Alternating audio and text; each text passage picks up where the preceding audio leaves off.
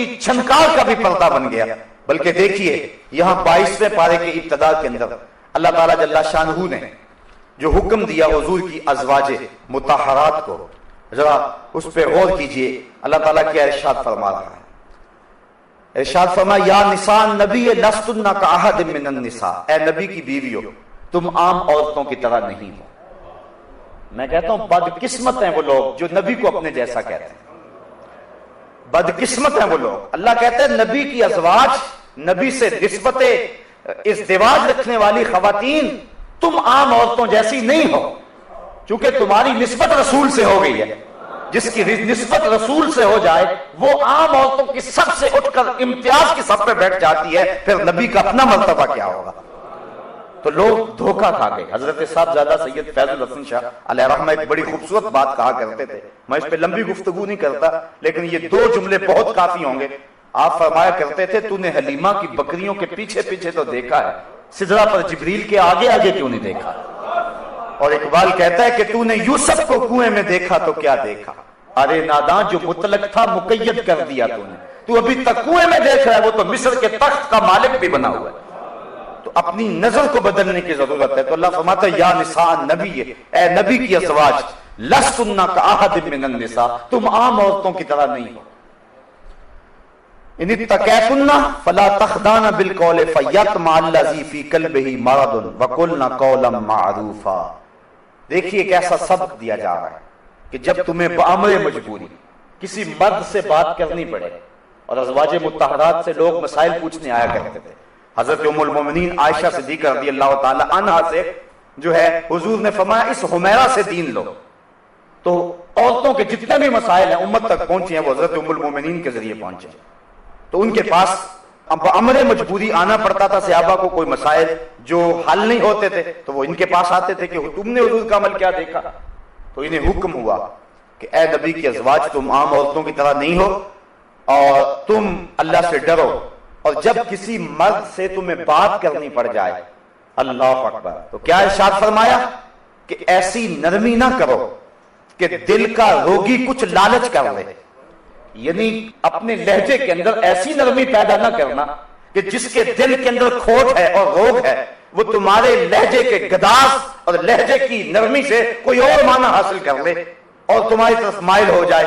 کہا نہیں، وَقُلْنَا قَوْلًا مَعْرُوفًا، ہاں تم اچھی بات کرو، وقار کے ساتھ بات کرو، لیکن عورت کو حکم ہے کہ اگر اسے غیر مرد سے بات کرنے کی نوبت آ جائے، یہ لفظ بول رہا ہوں، نوبت آ جائے بأمر مجبوری، تو اس کے لیے بھی شریعت نے آداب مقرر کر دیے کہ وہ غیر مرد سے مٹک مٹک کر کے اپنے لہجے کو سوار سوار کر کے لفظوں کے غلاف اپنے مفہوم پہ چڑھا چڑھا کے اور جو ہے وہ مختلف جملوں کو ترتیب دے دے کے اور ہنس ہنس کے مٹک مٹک کے بات نہ کرے، بلکہ اللہ نے نبی علیہ السلام کی ازواج کو، حالانکہ ازواج رسول ہے اور مومنوں کی مائیں ہیں، اور جو مسئلہ پوچھنے آ رہے ہیں اور جن سے گفتگو کرنے کی مجبوری ہے وہ صحابہ ہیں، وہ ابو بکر و عمر ہیں، وہ عثمان و علی ہیں، وہ بلال حبشی ہیں، لیکن اس کے باوجود فرمایا کہ تم پھر بھی اپنے لہجے اور اپنی گفتگو کے انداز پہ نظر رکھو کہ یہ پاک تینت لوگ تو آیا کرتے ہیں، کوئی ایسا بھی آ سکتا ہے کہ جس کے دل میں روگ ہو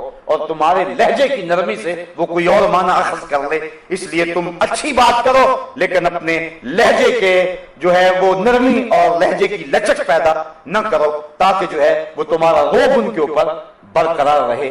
تو یہ تو ام المومنین اور ازواج مطہرات کو جو مومنوں کی مائیں ہیں امہات المومنین، یہ ان کو حکم دیا ہے۔ اور آج موجودہ دور میں جس طرح عورت مرد کے ساتھ بات کرتی ہے اور اگر کوئی تھوڑی سی لہجے کے اندر سختی یا مختصر بات کر کے جو ہے وہ عورت مرد سے بات چھوڑ دے تو لوگ کہتے ہیں کہ تیری بیوی جو ہے وہ اکھڑ ہے، اس کو بولنے کی تمیز نہیں ہے، یہ تانے سن لو کوئی بات نہیں ہے، لیکن یہ تانے دنیا پہ ہے، اصل ہماری زندگی آخرت کی زندگی ہے، ہم نے اس کا حسن اور اس کا نور اور اس کی روشنی دیکھنی ہے۔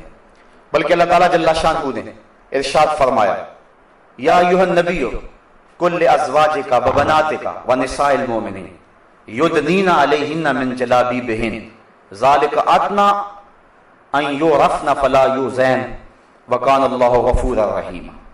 اے نبی اپنی ازواج کو، اپنی صاحبزادیوں کو اور مسلمان عورتوں کو حکم دے، ان کو ارشاد کریں کیا युदनीन अलैहिन्ना मिन जलाबीबिहिन्ना, कि वो अपनी चादरों का एक हिस्सा अपने मुंह पे डाल रखें, यानी पर्दे का हुक्म दिया गया।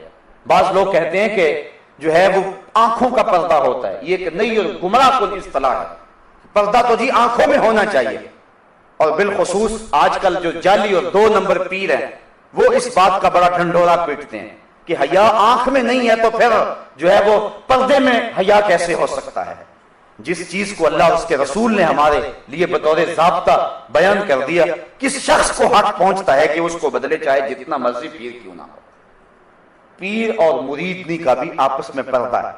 हुजूर अलैहिस्सलाम की जब सहाबियात ने बैत की तो उन्होंने कहा कि हुजूर आप हमसे मुसाफा फरमाएं, तो हुजूर ने फरमाया ला उसाफिहुन निसा, मैं औरतों से मुसाफा नहीं किया करता।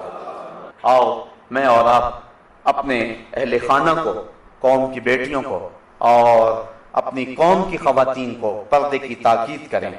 मर्द अपनी नजर की हिफाजत करें और औरत पर्दे में सिमट जाए। ये पर्दा, ये बुर्का, ये चादर जिसको अल्लाह ताला ने जो है वो जलबाब कहा, ये चादर और ये बुर्का, ये उसके लिए कोई कैद खाना नहीं। मेरी बहन, मेरी बेटी, ये बुर्का तेरी आबरू का पहरा है, ये तेरे हया का तेवर है।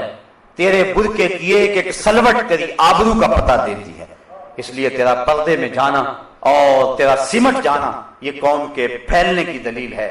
जब कौम की बेटियां पर्दे में थीं तो मुआशरा रोशनियां पा गया था और जमाने को बांकपन मिला था, और जब औरतें पर्दे से निकली और फितरत बदली तो फिर जो है सवाए तबाही के हमारे मुकद्दर में कुछ ना हुआ।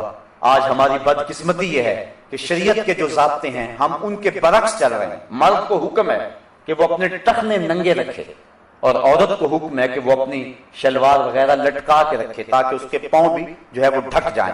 लेकिन औरत जो है वो अपनी शलवार को खींच करके जो है वो बहुत ऊपर ले गई है, और जो मर्द है वो बिल्कुल नीचे लटका रहा है। मुझे बताओ, अगर हुस्न घुटने छुपाने में है तो फिर औरत जाहिर क्यों कर रही है, और अगर हुस्न घुटने जाहिर करने में है तो फिर मर्द क्यों छुपा रहा है।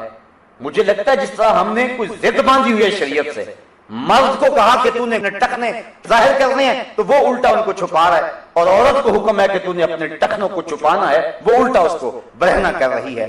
हम शरीयत बैज़ा से टक्कर ना ले और अल्लाह उसके रसूल के हुक्मों से मुकाबला ना शुरू करें, बल्कि जो हमें हुक्म दिया गया है उस हुक्म पर पूरा उतरने की कोशिश करें। तो आइए मैं और आप अपने घरों में अपने अहले खाना को पर्दे की तलकीन करें और उनको हुजूर के तरीक़ा के मुताबिक जिंदगी गुजारने का दर्स दें। अल्लाह मुझे आपको अपनी रहमतें अता फरमाए।